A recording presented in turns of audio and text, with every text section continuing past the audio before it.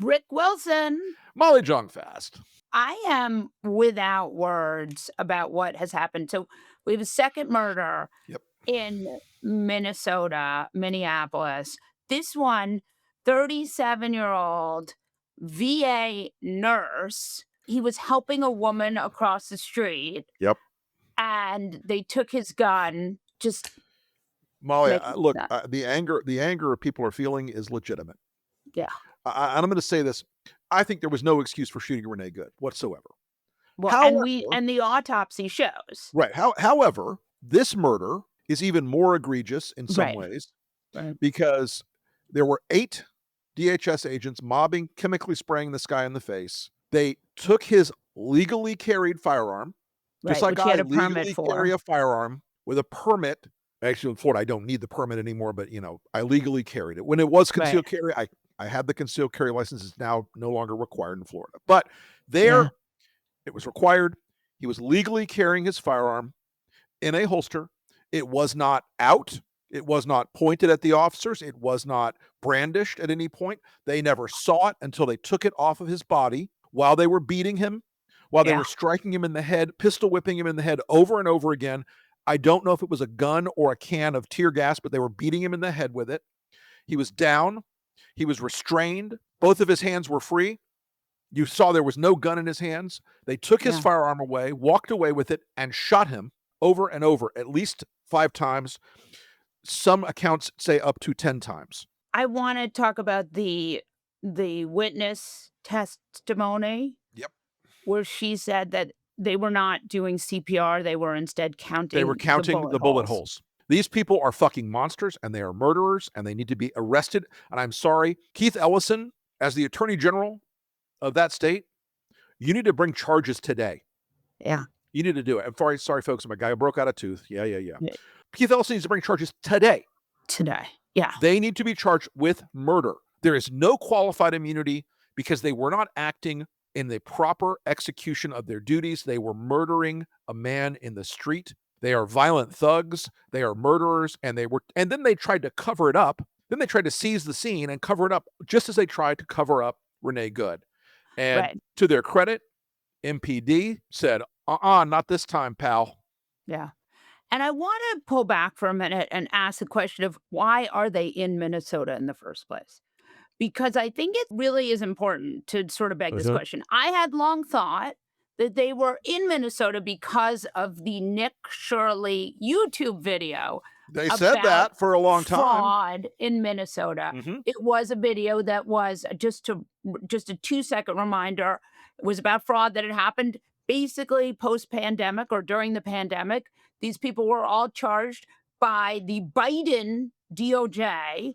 Many of them went to jail. These people rediscovered the scandal because of the Nick Shirley YouTube video. Were furious that it wasn't covered in the mainstream media. Of course, it had been.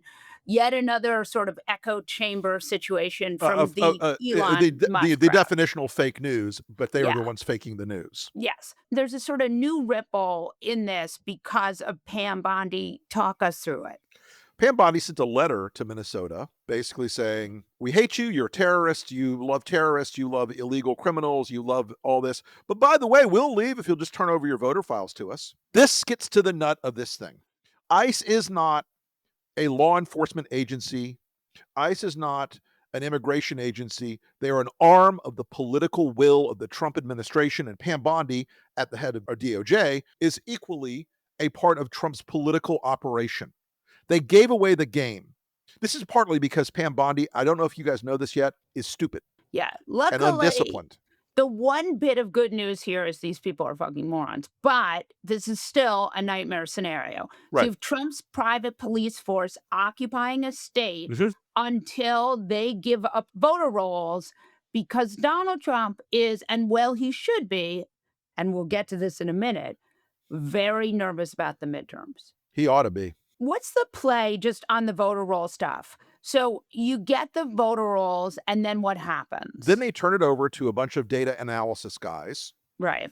who pretend, Palantir types. exactly, who pretend, oh my God, we found so much fraud. Oh my God. And just like they've done in other states where they claim there's massive voter fraud, they make a lot of noise.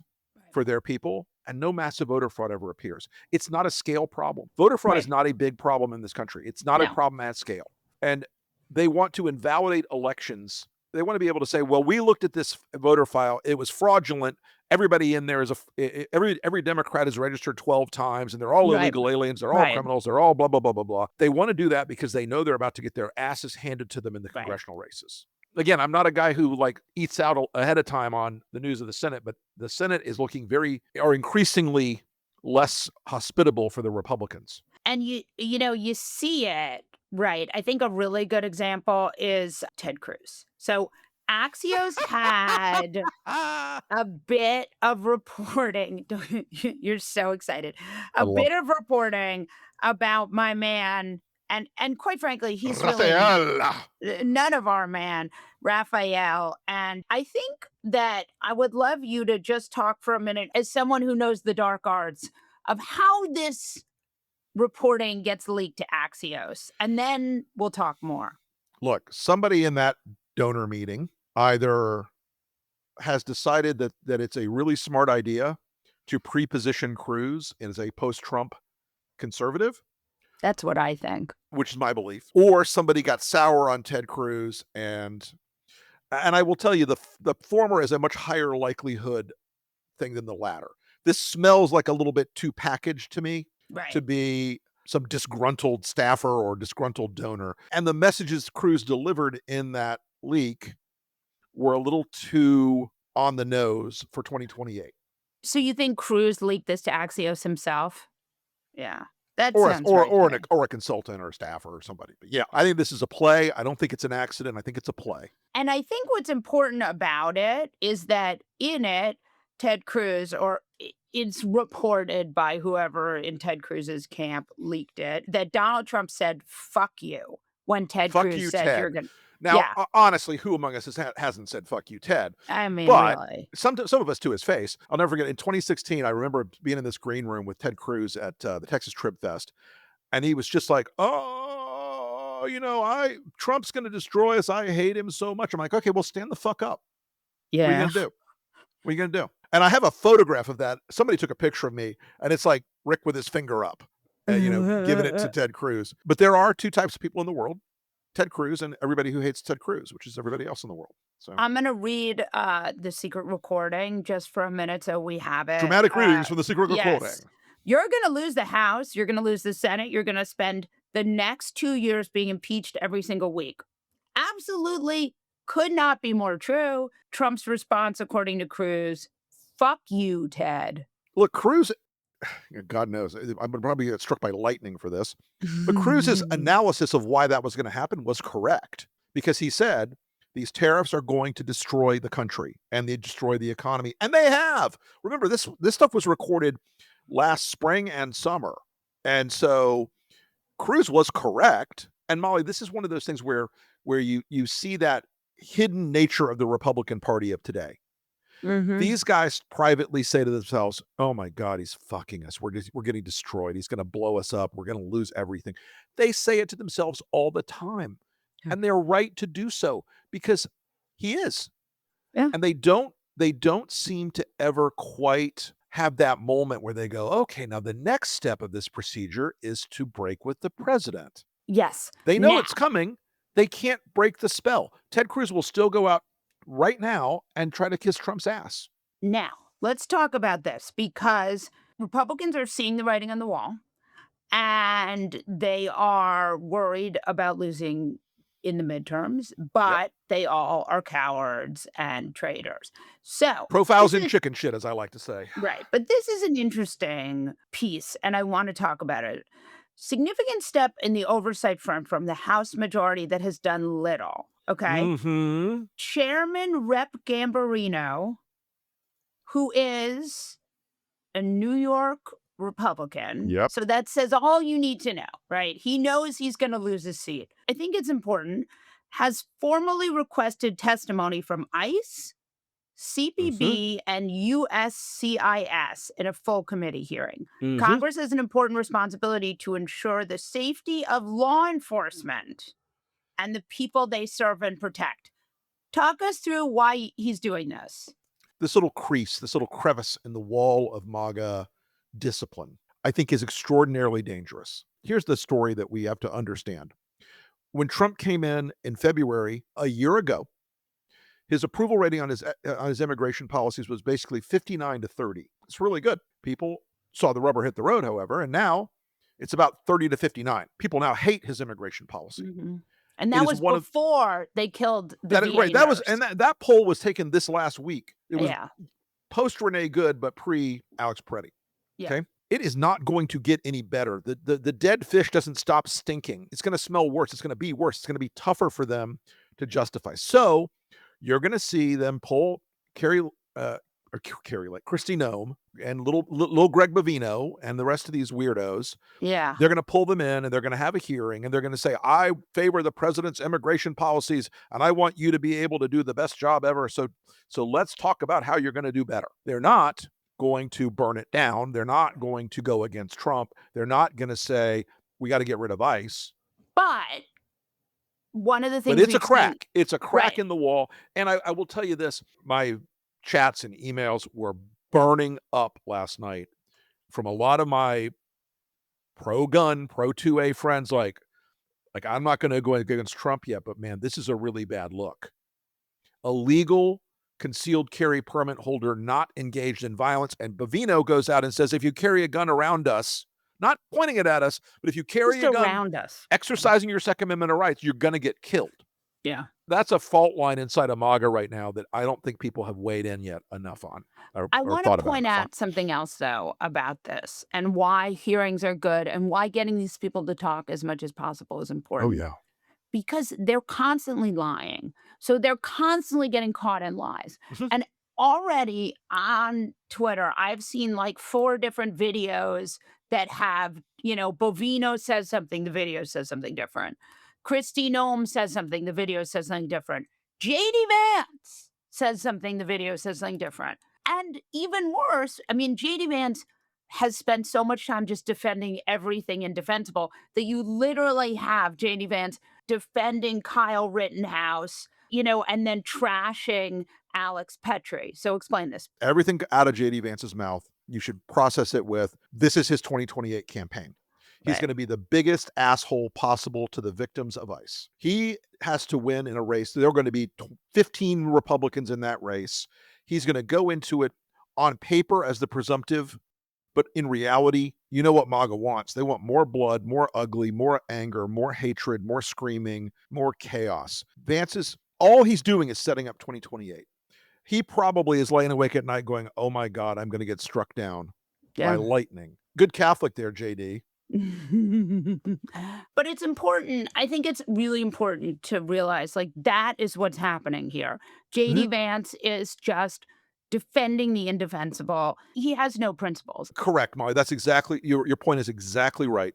J.D. Vance has no principles whatsoever. He's a guy who has had 4 names. If he can change his name 4 times, he can change his principles even more easily. And he's done so. So the other thing that happened that I think is a big deal is that they were, this is why these guys are such fucking morons, is they're shooting a nurse while their funding appropriation is in the Senate. It had passed the House. Yep. And 5 Democrats had voted for it. Go on. Saturday night, you finally saw Mount Schumer erupt. You finally saw them say, Shocking. We're not going to vote for this. And look, the rubber's got to meet the road. He's got to whip his caucus against it. That's the test.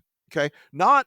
And Schumer can do it. He could do it if he wanted to. And I hope he wants to now. Because if the Democrats vote for this CR that funds ICE, they are now complicit. We're fucked.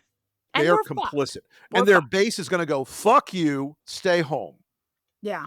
And no, I think their base is going to primary everyone. I think it's going to be like Tea Party 2.0. If you don't vote to kill this CR, there's blood on your hands if you're a Democrat.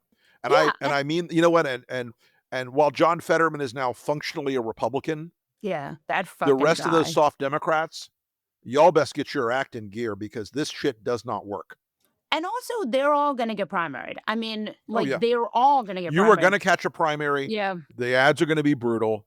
It's going to be Senator John Smith says he believes in human rights and human dignity and the rule of law.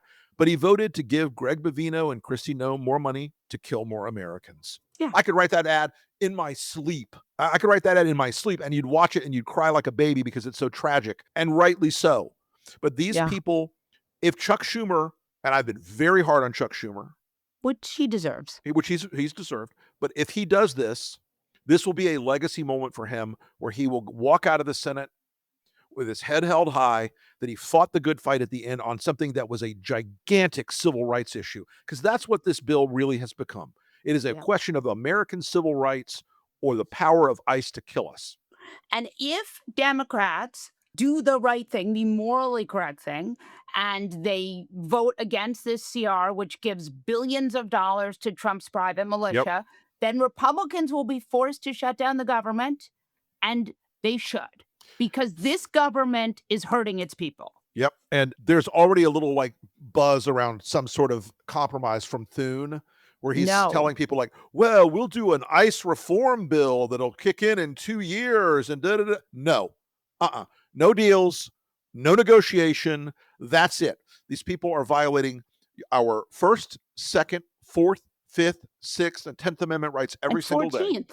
And 14th, yes, ma'am, correct, every single day. And as I was joking yesterday, at this point, I'm shocked they haven't violated the third and forced people to quarter ICE troops in their homes. Yeah. This is madness to let this thing go even an inch further. And look, I think the Democrats need to also think about this as what the Republicans think about everything. How do you engineer the spectacle? I Right. want Preddy's family in those hearings. Yeah. I want And Rachel Good's wife in those hearings. And by the way, Preddy's family does not hear about his murder until the Associated Press calls the family. Right. Horrifying. And Preddy was, by every account, and I don't know, folks, you've probably seen the YouTube video now of him saying last words over a veteran's coffin or hospital bed with a flag draped veteran's passing. This was a good guy. Are you crying? Yeah. I'm upset, Yeah. Molly. I'm fucking upset. Yeah. I'm upset that a good person who was trying to do a good thing is now being vilified by scumbag worms like Stephen Miller. Stephen Miller is not fit to lick the shit off his shoes. And immediately pops out, domestic terrorist. I hope the family sues the ever-loving fuck out of Steve Miller and Kristi Noem and Greg Bovino and Donald Trump for defamation. This is a black and white defamation case. You call someone a domestic terrorist with no evidence, with zero evidence, and of course, when they did it, before there were any facts established in the case, they were domestic terrorist, attack the police. Sorry, and they really should, because there is a civil legal exposure for these people that has been underestimated so far, and I hope and I pray that there are some junkyard dog lawyers out there on this side of the issue that are willing to go and burn this administration's leadership that are saying these things to the fucking ground. Rick Wilson. Molly Jong-Fast.